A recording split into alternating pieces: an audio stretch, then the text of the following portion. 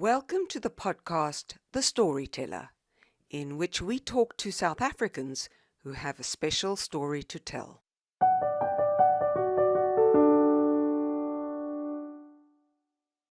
Gail Gilbride, author of the novels Under the African Sun and Behind the Blue Door, was diagnosed with breast cancer in August 2019.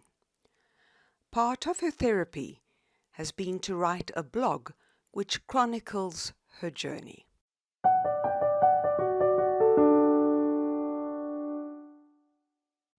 My initial reaction was disbelief, denial, I suppose. I felt incredibly healthy. I thought perhaps the doctor, who was really kind and I knew she was very efficient, but I thought she must have made a mistake. She's got the wrong results in front of her. It couldn't possibly be me. So, I think probably like many people, my first reaction was complete disbelief. It's been a long journey, and it's a journey that I can really only take it day by day. I don't know how long it's going to be. I'm hoping that by August this year I will be through it, but there are never any guarantees. And it's really just step by step, like any journey, I suppose.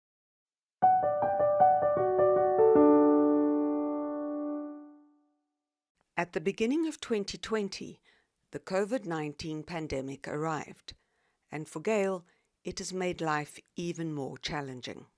Well, it definitely is a double whammy. And, all I can say is to all of us out there who's doing this double journey, it's really difficult. So I've isolated myself and I feel safer like that. And the only thing I can do is make sure I stay as healthy as possible. I watch what I'm eating, I watch what I'm drinking. And again, it's a real test in resilience because it's a day at a time journey.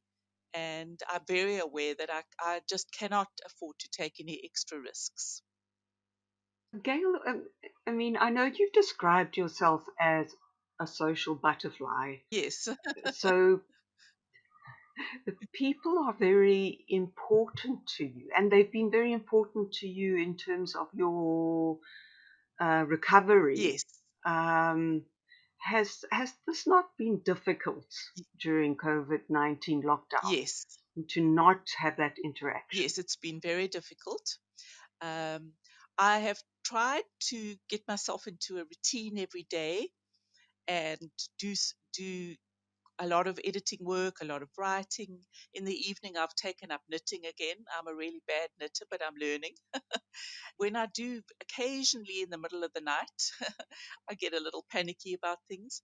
But mostly during the day, I choose when I wake up in the morning to think positively. I make that choice. And I only update my corona news in the evening. And once I've got the update, I switch off the news. I think it's just too stressful to have it coming at you all day long and all evening long. Many of us now with COVID-19 have really had to face, or some of us have just not faced it, but it's the issue of mortality. I think you're probably a step ahead of so many of us in that this is an issue that you have been looking at from every angle for since August last year. I think for all of us, uh, cancer or not, but simply doing this corona journey, fear is our biggest enemy. And fear and panic are just not helpful. So that's why I restrict my intake of news. I'm not burying my head in the sand, but I don't want news coming at me all the time. Um, and I think that to keep your mind peaceful and retain a calmness is absolutely essential. And a step by step, day to day approach does really help with that. I do also try to connect with friends via Zoom or um, WhatsApp, either daily or every second day. But yeah, I think that to avoid getting into a spiral of fear and panic is one of the vital steps one can take.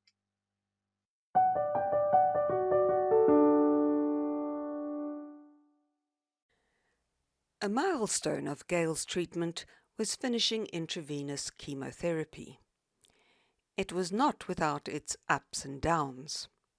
She ended up in hospital after a bad reaction to anti-nausea medication, again when her bowel shut down, and for a third time to have a port inserted as her veins had collapsed. But she celebrated the end of this treatment with much aplomb. I didn't realize it was going to be my last chemo session because I still had two more scheduled. But as they were getting me ready for the 11th um, chemo, my doctor came rushing in to say, no, no, no, no more. We're stopping now. And so that was quite a surprise. And then there's a tradition in the chemo room at Vincent Pallotti that when you finished your sessions, you go up and ring this big brass bell 3 times and make a little speech to celebrate the end of that part of the journey. So, I'd watched it happen so often, but I didn't realize how excited I'd be when it was actually my turn to do it. My doctor told me immediately that I would lose my hair. She didn't want me to have any illusions about that. So, before my chemo started, I actually had my hair cut into a very short pixie style so that I'd be used to losing my longer hair. And yeah, I didn't lose it after the first chemo, but just before the second one started, I lost it all. It just all fell out. And yes, it is traumatic, but somehow I didn't think it was the worst thing to happen. I knew that the chances are it would grow back, and it is. It's now silver and still very short. But I'm embracing my new silver look.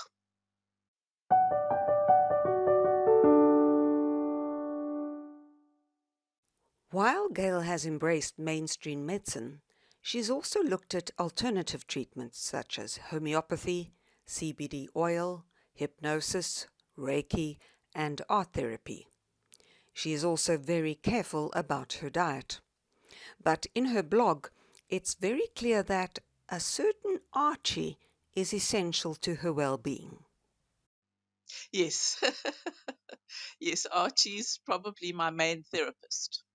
He's my feral tomcat, and he's very very important for me on this journey. He was always important, but he's taken on the role of giving me cat therapy, and it's a vital part of my healing.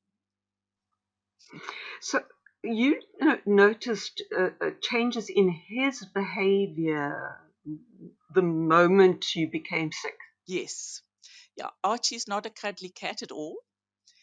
He's half feral. He's absolutely gorgeous, but he's not a domesticated cat, and he's not a cat who loves to sit on laps. So, in fact, all the love is totally on his terms.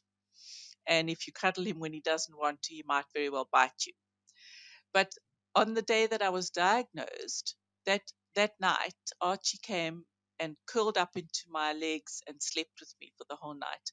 And he did that until I was through the worst of the treatment. It's only later on that he started going back to his normal hunting activities in the evening. But I still get massages, and every morning he comes for a few minutes to check that I'm okay. But as I improved, he backed off again and went about his normal activities. So he'd never done that before. Never, no, he'd never done that before. Isn't that remarkable? It is remarkable. I think he picked up that there was something wrong, that I wasn't well, and that's how he reacted. And it was interesting too because I think you became quite dependent on him as well. Yes, yes, yeah, yeah. I one night I got up to, he didn't come to my bed, and I got up to see where he was and called him. I was getting quite anxious. And then he came plodding down the stairs as if to say, I am here. What's your problem? So, yeah, yeah, I did become very dependent on him.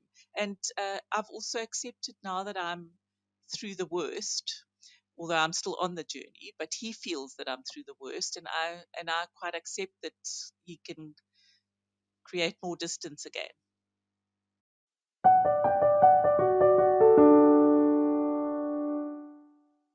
At the beginning of 2020, Gail hoped that she was on the home straight. She still faced surgery and radiation, but life threw her an unexpected curved ball.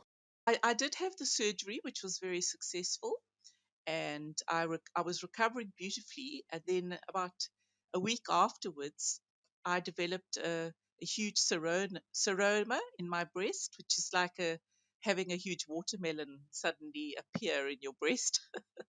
And yeah, so that took a little while to sort out. I had to have it drained twice.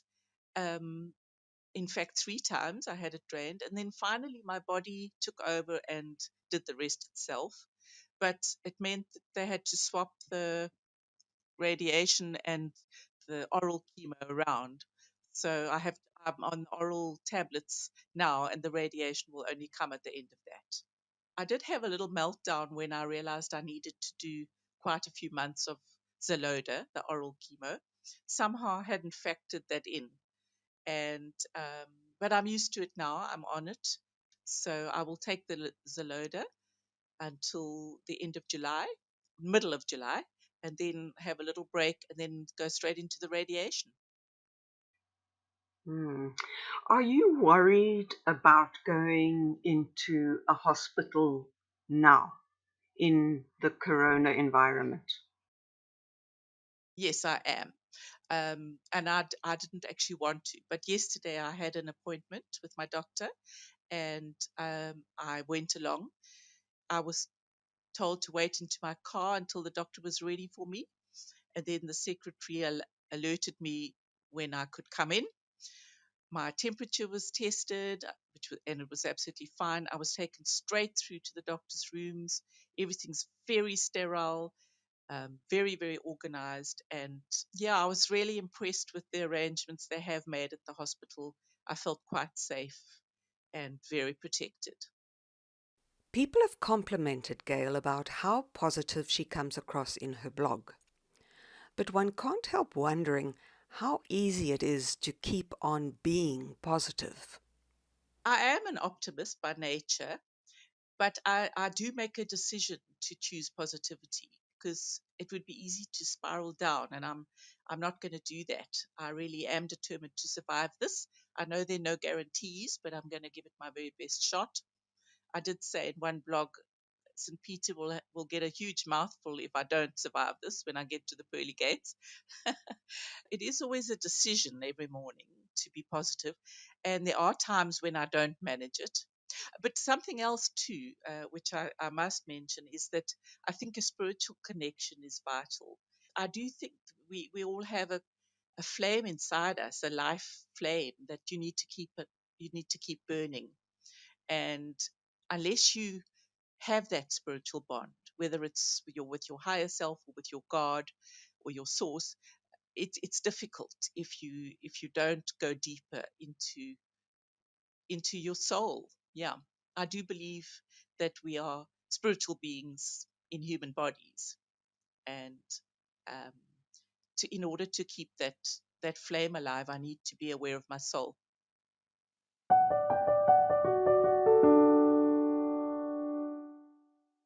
Gail's blog is found at www.gailies.com. That's spelt GAILIES.com. A special thanks to Freesound. This podcast was brought to you by Digital Storyteller.